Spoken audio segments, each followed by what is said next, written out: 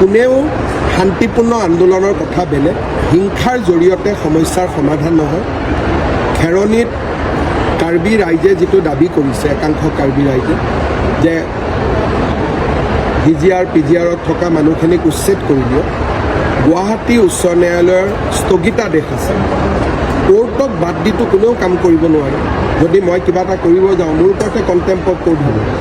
দ্বিতীয়তে যিখিনি মানুহ তাত বহি আছে তেওঁলোকৰ অধিকাৰ কি এই বিষয়েও কোৰ্টত আলোচনা হ'ব। আনকি আমি ফৰেষ্টৰ পৰা যিমানবোৰ আজিলৈকে এভিকশ্যন কৰিছোঁ, হাইকোৰ্ট সুপ্ৰিম কোৰ্ট দুবাৰ তিনিবাৰকৈ কেছ খেলাৰ পিছতহে কোৰ্টে হাঁ বুলি কোৱাৰ পিছতহে আমি এভিকশ্যন কৰিছোঁ। বহুত সময়ত মানুহে মোক কয় ইয়াত কৰি দিয়ক তাত কৰি দিয়ক, তেতিয়া মই কওঁ লাহে লাহে, কাৰণ আইন আৰু আদালতক উপেক্ষা কৰি কোনো চৰকাৰে কাম কৰিব নোৱাৰে। এভিকশ্যন কৰিম বুলি ক'লেওতো পুলিচে কৰিব নোৱাৰে, কাৰণ কণ্টেম্প অফ কোৰ্ট তেওঁলোকৰ ওপৰত লাগিব। এই কথাখিনি কিয় বুজি পোৱা নাই বা বুজাৰ চেষ্টা হোৱা নাই সেই বিষয়ে মই অপাৰক ক'বৰ কাৰণে, কিন্তু নিশ্চিতভাৱে যেতিয়া মই তেওঁলোকৰ লগত মুখামুখিকৈ কথা পাতিম তেওঁলোকৰ মাজত যদি কিবা ভুল ধাৰণা আছে সেই বিষয়ে মই বুজি পাম।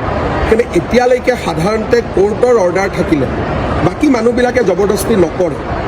এই যোৱা দুদিনত হোৱা ঘটনাটো আমি চাব লাগিব, কিন্তু এতিয়া পৰিস্থিতি শান্তি হওক তাৰ পিছত বিষয়টো সম্পৰ্কে আমি পৰীক্ষা